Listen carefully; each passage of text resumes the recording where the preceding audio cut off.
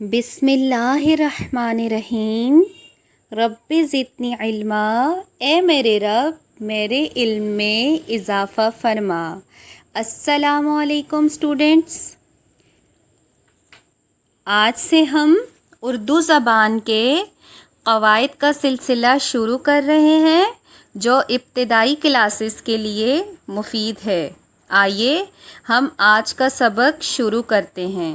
بچوں، کسی بھی زبان کے اصول و ضوابط ہوتے ہیں جن کی مدد سے زبان بنتی ہے۔ انہی قواعد یعنی اصول و ضوابط کی مدد سے ہم زبان کو سمجھتے، لکھتے اور بولتے ہیں۔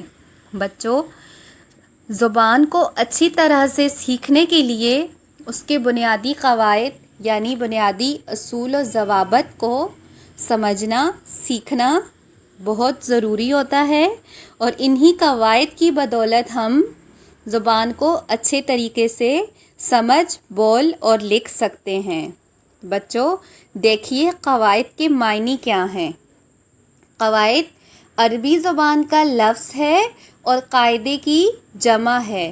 ویسے تو قواعد کے معنی دستور کے ہیں، لیکن ہم زبان کے سلسلے میں لفظوں اور جملوں کے علم کو قواعد کہتے ہیں۔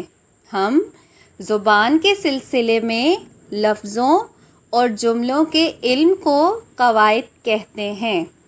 ہر زبان کی بنیاد قواعد پر ہی ہوتی ہے۔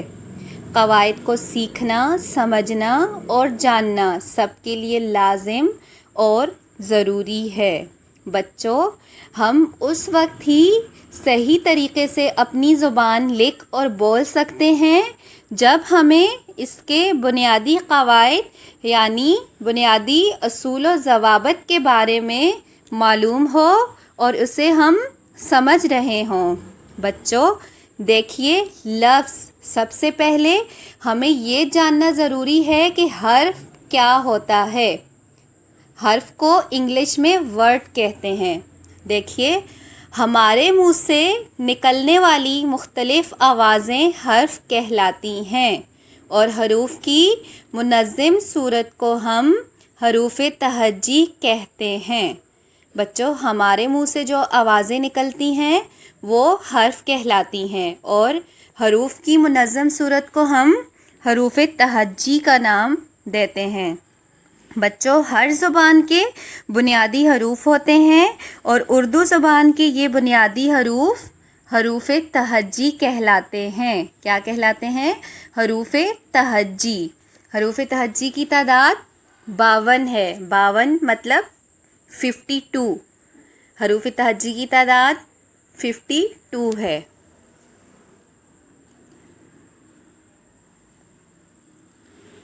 بچوں، اب دیکھیے لفظ کیا ہے۔ لفظ حروف کے مجموعے کا نام لفظ ہے۔ حروف کے مجموعے کا نام لفظ ہے۔ چند حروف کو ملانے سے لفظ بنتا ہے۔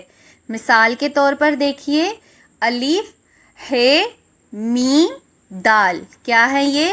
الگ الگ حروف ہیں۔ الف ایک حروف ہے، ہ ایک حروف ہے، میم اور دال سب ایک الگ الگ حروف ہیں۔ تو جب ہم ان حروف کو اکٹھا کرتے ہیں تو کیا بن جاتا ہے؟ لفظ بن جاتا ہے۔ دیکھیے کیا لفظ بنا؟ احمد۔ یہ دیکھیے جیسے میم، یہ نون غنہ کیا بن گیا؟ میں۔ کیا بن گیا؟ میں۔ آگے دیکھیے بے، لام، چھوٹی یہ۔